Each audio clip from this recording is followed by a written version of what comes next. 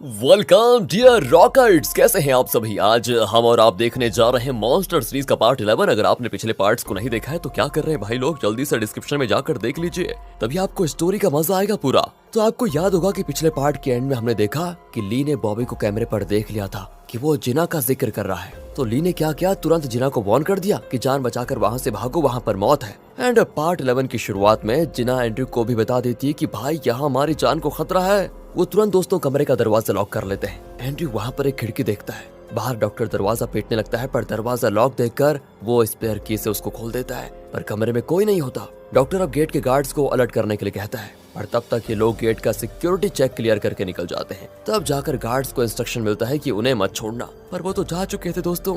यहाँ जीना चैन की सांस लेती है कि चलो अच्छा हुआ बच गए। अब हॉस्पिटल में डॉक्टर उनका पीछा करने की सोचता है, लेकिन लगता है एंड्रयू ने उसकी कार का टायर पंचर कर दिया था। वो दूसरी कार लेने के लिए कहता है और यहाँ रास्ते में इनकी गाड़ी का पेट्रोल खत्म हो जाता है, तो वो पेट्रोल स्टेशन में जाते हैं। तब वो डिक्की खोलते हैं तो अंदर वो विटनेस होता है, मतलब इन्होंने उसको बचा लिया था। Very good. वो कहते हैं मुझे बाथरूम जाना है प्लीज, और तुरंत वो बाथरूम की ओर भागता है दोस्तों। इसी बीच वहाँ पर बॉबी आ जाता है और फोन पर डॉक्टर पर चिल्लाता है कि तुमने उसको जाने कैसे दिया और वो लोग किस रास्ते से गए हैं, मैं उसी रोड पर हूँ, जल्दी बताओ। इस तरह दोस्तों वो जोर से बातें कर रहा होता है कि तभी विटनेस बाथरूम से बाहर निकलता है। बॉबी उसको देख लेता है और फोन पर कहता है कि फिक्र मत करो, मैंने उसको देख लिया है। विटनेस यहाँ से डर कर भागता है और एक गाड़ी के नीचे आकर वहीं पर मर जाता है। और अब बॉबी जिना और एंड्रयू को भी नहीं छोड़ता और कहता है कि तुम लोग इसके लॉयर्स हो ना, तुमसे भी मुझे पूछताछ करनी है। एंड्रयू कहता है देखिए मुझे कॉल करना है अभी। बॉबी हंस देता है कि वाह, तुम जिसे चाहो कॉल कर लो बेटा, मेरा कोई कुछ नहीं बिगाड़ सकता। पर दोस्तों जब एंड्रयू जेजे का नाम लेकर बात करता है तो बॉबी चौंक जाता है कि तुम्हें जेजे ने भेजा था। अब अगली सीन में बॉबी, नाथन, जेजे और उसका बॉडीगार्ड बैठे होते हैं। बॉबी जेजे से पूछता है कि तुमने उन दोनों को हॉस्पिटल क्यों भेजा, बताओ ऐसा क्या था जो तुम विटनेस से जानना चाहते थे। जेजे कहता है कि असल में मुझे तुम पर शक है। उस विटनेस ने केन्या के पति को डोडो ग्रुप के लैब में हो रहे लीकेज और T9 के खतरों के बारे में बहुत कुछ बताया था, जिसे केन्या के पति ने अपने फोन पर रिकॉर्ड किया था। मुझे ये जानना है कि फिलहाल वो मोबाइल कहाँ पर है। बॉबी दोस्तों चौंक जाता है कि इसे कैसे पता चला उस मोबाइल के बारे में जिसे मैंने अपने सीक्रेट सेफ में रखा हुआ है। जेजे बताता है कि जब मेरे एजेंट्स उस मोबाइल का पता लगाने में लगे हुए थे तो उन्हें पता चला कि उस विटनेस को जान से मारने की तुम कोशिश कर रहे हो, इसलिए मुझे तुम पर शक हो गया और मैंने उन दोनों को तुम्हारी असलियत का पता लगाने के लिए भेजा था। बॉबी की दोस्तों यहाँ पर बोलती बंद हो जाती है। फिर वो नाथन से कहता है कि मैंने ये सब आपकी भलाई के लिए किया था। एंड फिर वो जेजे पर भड़क जाता है कि तुमने मेरे काम में दखल देने का सोचा भी कैसे, तुम्हें कोई हक नहीं है इसका।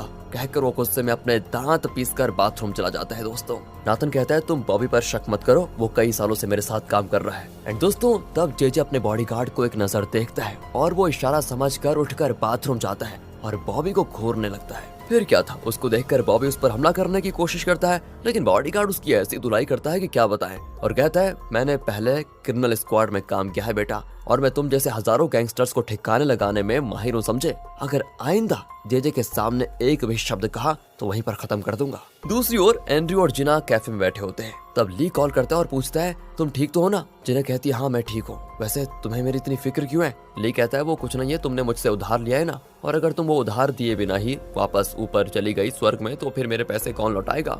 दोस्तों जिना भी कहती है चुपचाप फोन रख ले और कॉल काट देती है। एंड्रयू पूछता है एक बात बताओ, क्या तुम्हें ली ने बताया था कि हॉस्पिटल में तुम्हारी जान को खतरा है। जिना कहती है हाँ। एंड्रयू को दोस्तों यहाँ पर शक हो जाता है कि ली को कैसे पता चला होगा। एंड जब वो जेजे को ये बात बताता है तो वो भी चौंक जाता है कि ली को कैसे पता चला। पर तब उसे बॉबी की याद आ जाती है कि कोई उसके ऑफिस में घुसा और उसके आदमियों ने उस आदमी के पेट में चाकू घोंप दिया था। कहीं वो ली तो नहीं था, और अगर वो ली था तो वो बॉबी की जासूसी क्यों कर रहा था। तब दोस्तों वो एंड्रयू से कहता है कि कल तुम ऑफिस में जाकर चेक करो कि ली के शरीर में कहीं कोई घाव है या नहीं।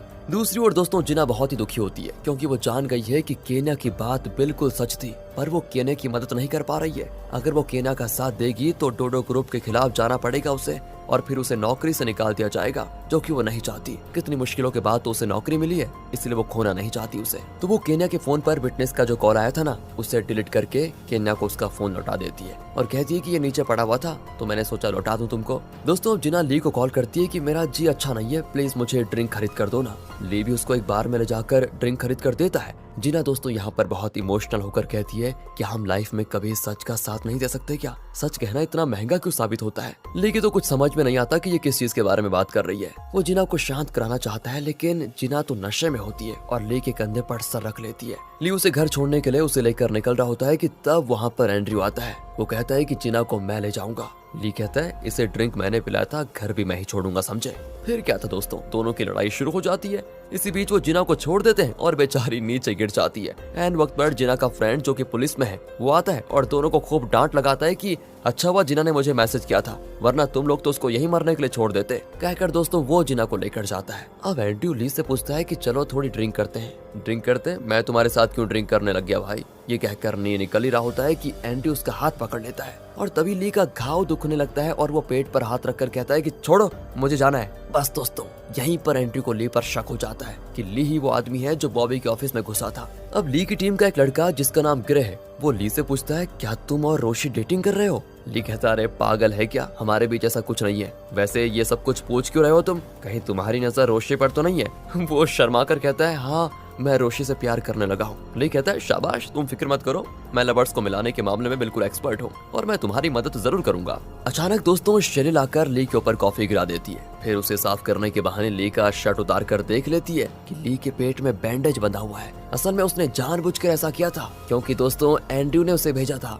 यही चेक करने के लिए कि ली के पेट में चेक करो कि वहाँ पर कोई घाव है या फिर नहीं। वो वैसे भी श्योर था लेकिन और श्योर करना चाहता था। तब दोस्तों वो एंड्रयू को बता देती है कि हाँ उसके पेट में चोट है। एंड वो तुरंत जेजे को कॉल कर देता है कि बॉबी के ऑफिस में जो घुसा था वो ली ही था 100%। दूसरी ओर जेजे के बॉडीगार्ड ने भी ली के बारे में पूछताछ की थी जिसमें उसे पता चला था कि ली बॉबी के क्लब में बारटेंडर का काम कर रहा है। शायद ये उसका कोई सीक्रेट मिशन है। बॉडीगार्ड तो दोस्तों ये भी कहता है कि सर ली बहुत ही अक्लमंद लगता है, हमें उसे अपने गैंग में शामिल कर लेना चाहिए, क्या लगता है आपको, बहुत फायदा होगा हमें। पर जेजे कहता है कि देखो बहुत ज्यादा अक्लमंद लोगों को हमेशा अपने से दूर रखना ही बेहतर है। वैसे ये जरूर पता लगाना पड़ेगा कि वो बॉबी की जासूसी कर क्यों रहा है। यहाँ से दोस्तों नेल को दिखाते हैं जो किमी को बताता है बेटा तुम्हारे खिलाफ जो अपोजिशन का आदमी खड़ा हो रहा है वो बहुत पावरफुल लगता है, पर वो इंडिपेंडेंट कैंडिडेट है इसलिए हम उसको पैसे देकर आसानी से खरीद पाएंगे। पर किमी कहती है पापा ये तो गलत बात है ना। नेल हंसता है कि पॉलिटिक्स में कुछ भी गलत नहीं होता बेटा, और पॉलिटिक्स में सबसे इम्पोर्टेंट भूमिका तो पैसा ही निभाता है। अब दोस्तों वो उस अपोजिशन कैंडिडेट को घर पर बुलाता है और कहता है मैंने सुना है आप पर बहुत ज्यादा कर्ज है, क्या बात है, ऐसा क्यों किया आपने? अगर आप अपना नॉमिनेशन वापस लेकर मेरी बेटी को सपोर्ट करेंगे तो समझिए आपका कर्ज कुछ है ही नहीं, मैं आपको इतनी बड़ी रकम दूंगा कि आप सोच भी नहीं सकते। पर दोस्तों वो एक नेक इंसान मालूम होता है और कहता है मुझे आप पैसों से खरीद नहीं सकते, याद रखना। लेकिन जब नेल रकम बताता है तो बस उसका मुंह खुला का खुला रह जाता है, उसकी नेकी खत्म। दोस्तों नेल कहता है थोड़ा टाइम लेकर जरा सोच कर बताइए। पैनी भी दोस्तों वहाँ पर होती है और वो सारी चीजें सुन रही थी। एंड जब वो ली को ये सारी चीजें बताती है ना तो वो शॉक हो जाता है कि नील के पास इतनी बड़ी रकम कहाँ से आई। अब पैनी पूछती है ये तुम बन ठन कर कहाँ जा रहे हो? ली कहता है काम पे जा रहा हूँ। और कहाँ? पैनी पूछती है काम पे? तुम्हें उस क्लब में नौकरी मिली कैसे? ली कहता है सब रोशी का कमाल है, मैंने उसे अंडरस्टिमेट किया था पर वो तो बहुत ही काबिल और हिम्मत वाली निकली। यहाँ फ्लैशबैक में दिखाते हैं कि जब रोशी उस क्लब में काम कर रही थी तो एक क्लाइंट ने दूसरी लड़की को टॉर्चर किया था और कहा था कि कहाँ है बॉबी, बुलाओ उसे। रोशी ने उससे कहा कि चुपचाप उस लड़की को जाने दो। क्लाइंट कहता है कि ठीक है इसे छोड़ देता हूँ पर तुम्हारा बुरा हाल करने वाला हूँ मैं। पर दोस्तों इससे पहले कि वो आगे बढ़े रोशी ने उसे उठाकर जमीन पर पटका और उसे गला दबाते हुए कहा कि आइंदा किसी लड़की पर हाथ मत उठाना वरना हाथ तोड़ दूंगी। बस दोस्तों उसे उस समय देखकर बॉबी बिल्कुल इम्प्रेस हो गया था। उसने रोशी को अकेले में बुलाकर उसकी हिम्मत और फाइटिंग की खूब तारीफ की थी। वो रोशी से पूछता है कि तुम्हें और क्या क्या आता है। रोशी उसे कई बातें बताती है। उसे ली की बात भी याद आती है कि तुम बॉबी को ये बताना कि तुम्हें मसाज करना भी आता है। बस दोस्तों रोशी भी बॉबी से कह देती है कि हाँ मैं मसाज बहुत बढ़िया करती हूँ। बॉबी कहता है ये तो बड़ी अच्छी बात है, वैसे मेरे शरीर में बहुत दर्द हो रहा है तो मेरा मसाज कर दो ना। और दोस्तों अब उसी मसाज के लिए ली तैयार हो रहा है। प्रेजेंट में दिखाते हैं कि ली क्लब में पहुंच चुका है जहां रोशी भी है। ली कहता है कि सावधान रहना कहीं वो तुम्हारे साथ कुछ उल्टा सीधा ना कर दे। रोशी कहती है कि अगर वो ऐसा कुछ करेगा तो बस उसकी जिंदगी का वो आखिरी पल होगा, समझ लो। ली कहता है कि अरे हाँ मैं भी किसकी फिक्र कर रहा हूँ, मुझे तुम्हारे बारे में फिक्र करनी नहीं चाहिए, उल्टा मुझे तो बॉबी की फिक्र करनी चाहिए कि पता नहीं तुम उसका क्या हाल करोगी। जरा संभल कर मसाज करना बेचारे का, उसका हाथ पैर मत तोड़ देना, ऑल द बेस्ट। कहकर दोस्तों वो रोशी को अंदर भेज देता है। रोशी भी बॉबी का मसाज शुरू करती है और पूछती है कि मसाज के टाइम पर ड्रिंक करेंगे तो आराम मिलेगा आपको। वो भी हाँ कर देता है और ड्रिंक्स लेकर आता है ली। ग्लास में कोई पाउडर डालकर वो ड्रिंक सर्व करता है जिसे बॉबी पी जाता है दोस्तों। कुछ देर में हो जाता है वो फ्लैट। तब ली एक इंजेक्शन निकालता है और रोशी को बताता है कि ये टूथ सीरम है। असल में जब मैं माइकल के पास फंस गया था तो उसने मुझे यही लगाया था। इस इंजेक्शन से नींद में भी आदमी सच उगल देता है। लेकिन दोस्तों तभी बॉबी के आदमी दरवाजा नॉक करते हैं कि बॉस आपसे मिलने के लिए कोई आया है, जल्दी आइए। ली रोशी को इंजेक्शन देकर कहता है कि बॉबी को तुम इंजेक्शन लगाओ, इन कदों को मैं संभाल लूंगा। कहकर वो बाहर आता है और उनसे कहता है कि तुम्हें पता नहीं है क्या, बॉस इस वक्त रासलीला में बिजी है, उन्हें डिस्टर्ब करना ठीक नहीं होगा। गुंडे भी दोस्तों शर्माने लगते हैं कि ये बॉस भी ना हमेशा लगता है रासलीला में ही लगे रहेंगे। इसी बीच जेजे को दिखाते हैं जो एसपीडी टीम के 2 मेंबर्स को लेकर इसी बिल्डिंग में आ जाता है। उनमें से एक ग्रे भी होता है दोस्तों, जिसने रोशी को प्रपोज करने में ली की मदद मांगी थी, याद है ना आपको। यहाँ बॉबी बेहोश हो चुका था तो ये दोनों उसके गले से वो हार्ड डिस्क निकालकर उसे कॉपी करने लग जाते हैं। फिर उसके फिंगरप्रिंट्स को यूज करके सेफ भी खोल देते हैं और बॉबी को दूसरी तरफ धक्का दे देते हैं। लॉकर में होता है ढेर सारा सोना, डॉक्यूमेंट्स, काले धन का हिसाब किताब वगैरह वगैरह। वहाँ पर एक मोबाइल भी होता है जो सबसे इम्पोर्टेंट है, जिसके पीछे एक फैमिली फोटो होती है। आपने पहचान लिया होगा इस फोटो में कौन है, पर ली इसकी इम्पोर्टेंस नहीं जानता और उसे वहीं फेंक देता है दोस्तों। वो डॉक्यूमेंट्स वगैरह की फोटो ले लेते हैं। जेजे बाहर बैठा होता है तो उसका गार्ड बताता है कि ली यहीं पर है, हम उसे अभी पकड़ सकते हैं। लेकिन जेजे कहता है कि उसे पकड़ने के बजाय हमें ये जानना है कि वो असल में किसके लिए ये सारा इन्फॉर्मेशन कलेक्ट कर रहा है, हमें उसका असली मकसद भी पता चलना चाहिए। तो अब ली बॉबी से उसके स्विस बैंक की सारी डिटेल्स ले लेता है, जहाँ उसने सारा काला धन डिपॉजिट करके रखा हुआ है। एंड जब काम खत्म हो जाता है तो रोशी कहती है कि मुझ पर अटैक करो वरना इन लोगों को हम पर शक होगा। अगले सीन में रोशी घायल हालत में बॉबी के असिस्टेंट के पास आती है और कहती है बॉबी ने मुझे बहुत मारा, मुझे पता नहीं वो इस तरह का जानवर था और मैं यहाँ पर कभी काम नहीं करूंगी। ली भी दोस्तों अपने हिस्से की एक्टिंग करता है कि मुझे भी नहीं पता था कि बॉबी इतना घटिया आदमी है जो एक औरत को इतना टॉर्चर कर सकता है। वो सोचिए किसी के साथ भी कुछ भी कर सकता है, मैं यहाँ काम नहीं करूंगा। इस तरह भरपूर परफॉर्मेंस देकर दोनों वहाँ से बच निकलते हैं दोस्तों। एंड जब बॉबी को होश आता है उसके कुछ समझ में नहीं आता कि यहाँ पर क्या हुआ था। उसका एक आदमी कहता है कि बॉस नशे में आपने उस लड़की के साथ बहुत ही बुरा किया था, वो बेचारी काम छोड़कर चली गई। बॉबी दंग रह जाता है कि मैंने ऐसा क्या किया। अचानक वो अपने गले की माला को चेक करता है, पेन ड्राइव वहीं होता है वैसे। फिर वो लॉकर को भी चेक करता है तो सब पैसा वैसा का वैसा होता है। तब जाकर उसे चैन आता है कि चलो सब कुछ सेफ है। यहाँ जेजे ली की गाड़ी को फॉलो कर रहा होता है, पर ली पहले से जान चुका था कि जेजे उसे फॉलो कर रहा है। असल में दोस्तों जो ये ग्रे है ना, जो जेजे के साथ आया था, उसने ली को मैसेज किया था कि जेजे तुम्हारा पीछा करने वाला है। तो अब ली अपनी गाड़ी को सीधे जेजे के घर की ओर लेकर जाता है।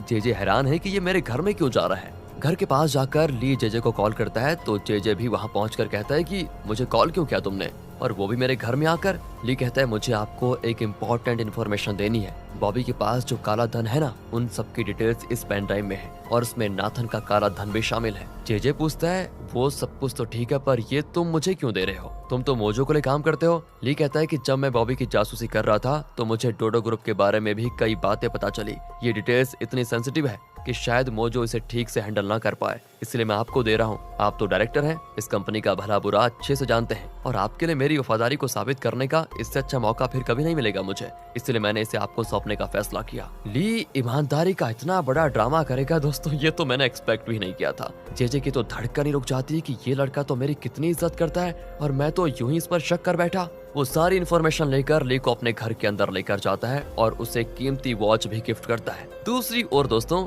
ली ने ग्रे की मदद करने का प्रॉमिस तो किया था, तो वो उसे एक बार में बुला देता है जहाँ रोशी होती है। ग्रे रोशी को अपने दिल की बात बताना चाहता है लेकिन बहुत पी लेता है और उसी पर गिर जाता है। रोशी फिर उसे उठाकर बाहर लेकर आती है और खूब डांटती है कि तुम्हारी जितनी कैपेसिटी है उतना पिया करो, समझे। पर वो रोशी की तारीफ करता है कि तुम कितनी स्ट्रांग हो, मुझको उठा लिया तुमने। यहाँ से चेयरमैन को दिखाते हैं जो अपने परिवार के साथ डिनर कर रहा है। चेयरमैन की वाइफ ना पता नहीं क्यों इतनी परेशान है। नाथन पूछता है कि माँ आप इतनी टेंशन में क्यों हैं? उसकी माँ डायरेक्टली अपने पति से पूछ लेती है कि सच बताइए, आपकी टेबल पर शैलोमी की फोटोज और आईडी क्या कर रहे हैं? क्या आप अभी भी उसके ख्यालों में खोए हुए हैं? मैंने सुना है कि आपका एक नाजायज बेटा भी है। चेयरमैन कहता है हाँ है, तो उसमें क्या है, तुम्ही ने तो शैलोमी को यहाँ से धक्के देकर निकाल दिया था और ये सारी चीजें तुम्हारी वजह से हुई है। ये सुनकर तो सिंडी और नाथन चौंक जाते हैं कि हमारे पापा का अफेयर भी है और उसका दूसरा बेटा भी है। तब चेयरमैन की वाइफ कहती है कि जब से मैंने आपसे शादी की है ना, तब से मैं अकेलेपन में जी रही हूँ, पता है आपको? क्या आपने मेरे और मेरे बच्चों के साथ कभी ठीक से 2 पल बिताए हैं? जवाब में चेयरमैन चिल्लाता है कि लाइफ में तुमसे शादी करके मैंने सबसे बड़ी गलती की। ये कहकर दोस्तों वो चला जाता है। अब पीए उसके ऑफिस में जाकर कहता है कि ये आपने क्या कह दिया सर, मैडम नहीं होती तो आपका परिवार नहीं होता। चेयरमैन कहता है देखो मैं रोज के इन तानों से तंग आ चुका हूँ, मुझे अपने बेटे को ढूंढना है बस। वो नाजायज ही सही पर है तो मेरा बेटा, तुम जल्दी उसका पता लगाओ। अब भी ये मोजो से मिलता है और पूछता है कि चेयरमैन के बेटे के बारे में तुम्हारी पूछताछ कहाँ तक पहुंची है, कुछ पता चला है क्या? मोजो बताता है कि मैंने अमेरिका में अपने आदमियों के जरिए उसका पता लगाने की कोशिश की है पर वहाँ उसके सारे रिकॉर्ड्स डिलीट किए जा चुके हैं, इसलिए मैं अपनी दूसरी टीम को वहाँ भेजकर फिर से इन्वेस्टिगेट करवाऊंगा, देखते हैं क्या होता है। लेकिन हाँ, इसके बदले में आपको मेरी मदद करनी होगी। डोडो ग्रुप में मेरी कोई इज्जत नहीं करता, सब जेजे के कहने से चलता है, इसलिए मुझे ऐसी पोजीशन चाहिए जिससे मैं चेयरमैन के करीब आ जाऊं, उनका विश्वास जीत पाऊं। आप मुझे बस अपना असिस्टेंट बना लीजिए। दूसरी ओर दोस्तों, जिना और एंड्रयू उसी हॉस्पिटल में वॉलंटियर का काम कर रहे होते हैं। तब पुलिस आकर केन्या को अरेस्ट कर लेती है। वो कहते हैं कि T9 लीकेज में तुम्हारा भी हाथ है। एंड अब वो चौंक जाती है कि ये कैसे हो सकता है, मैं तो उसके खिलाफ लड़ रही हूँ। नहीं नहीं नहीं दोस्तों, यहाँ साफ पता चलता है कि ये भी नाथन की एक साजिश है केन्या को फंसाने की। जिना उनको पूछती है कि ऐसे कैसे आप इनको अरेस्ट कर पाएंगे, अरेस्ट वारंट है क्या? पुलिस वारंट दिखाती है तो जिना भी कुछ नहीं कर पाती। वो केन्या से कहती है ठीक है आप फिक्र मत कीजिए, मैं जल्दी लॉयर लेकर पुलिस स्टेशन पहुंच जाऊंगी। पर दोस्तों एंड्रयू उसको रोक लेता है कि अगर सोचो तुमने डोडो ग्रुप के खिलाफ कुछ किया तो नौकरी से हाथ धोना पड़ जाएगा। जिना एकदम बेबस होकर रोने लग जाती है कि मैं कहाँ फंस गई। पर केन्या की अरेस्ट की खबर सुनकर नाथन बड़ा खुश होता है भाई। और जब जेजे अपने ऑफिस आता है तो एंड्रयू आराम से वहाँ पर बैठा होता है। वो जेजे से कहता है कि अब तो हमारे पास नाथन के खिलाफ काफी एविडेंस है, फिर उसे हटाकर मुझे उसकी जगह पर बैठाने की देरी किस बात की है? जेजे कहता है कि अरे सब्र करो, अब की बार नाथन को ऐसा मारेंगे कि वो कभी उठ नहीं पाएगा, फिर तुम अपने पिता के लाडले बन जाओगे। टीवी पर दोस्तों केन्या के अरेस्ट की खबरें आ रही होती है। उसमें केन्या को देखकर ली तुरंत रियलाइज करता है कि बॉबी के सेफ में उसने जो मोबाइल देखा था उस पर इसकी फोटो लगी हुई थी। वो सोच में पड़ जाता है कि केन्या का मोबाइल बॉबी के पास कैसे आया और उससे वो लॉकर में क्यों रखता है, क्या बात है, जरूर उस फोन में कोई राज है। दोस्तों राज तो है लेकिन ये बात अभी तक ली को नहीं पता थी और ली ने एक अच्छा मौका गवा दिया क्योंकि उसने लॉकर खोला भी था,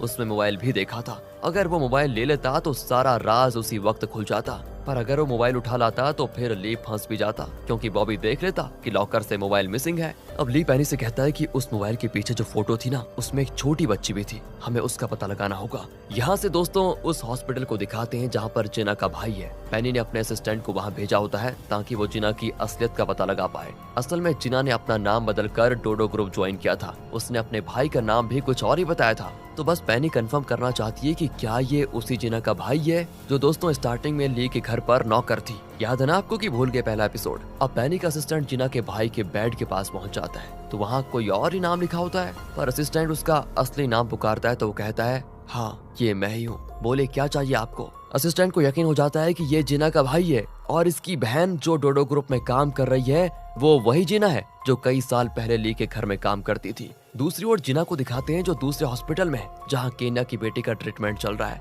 वो बच्ची बहुत दुखी होती है कि मेरी मम्मी को अरेस्ट क्यों किया गया, उन्होंने कोई गलती नहीं की है। जिना उसे दिलासा देती है कि बेटी मम्मी को वो जल्दी छोड़ देंगे, तुम डरो मत। इतने में दोस्तों ली वहाँ पर आ जाता है। जिना पूछती है तुम यहाँ पर क्या कर रहे हो? वो कहता है कि वो तो मैं बाद में बताऊंगा, पर तुम यहाँ पर क्या कर रही हो? दोस्तों बाहर पैनी खड़ी होती है और तब उसका असिस्टेंट उसे कॉल करके बताता है कि इस हॉस्पिटल में जो लड़का है वो जिना का भाई है, मतलब वो असल में जिना ही है जिसको ली ढूंढ रहा है। दोस्तों आपको तो पता है ना, ली को नहीं पता कि ये वही जिना है जो मेरे ऑफिस में काम करती थी। इतने में ली और जिना बाहर आ जाते हैं और जिना को देखकर पैनी शॉक। ली पूछता है तुम इसे इतना घूर क्यों रही हो? जिना के भी कुछ समझ में नहीं आता। और यहाँ पर होता है पार्ट 11 का दी एंड। इंतजार कीजिए पार्ट 11 का, और आगे के पार्ट्स देखना चाहते हैं तो सीरीज की वीडियो को लाइक एंड चैनल को सब्सक्राइब कर दीजिए। मिलते हैं आपसे अगली वीडियो में, ध्यान रखिएगा अपना एंड फाइनली थैंक्स फॉर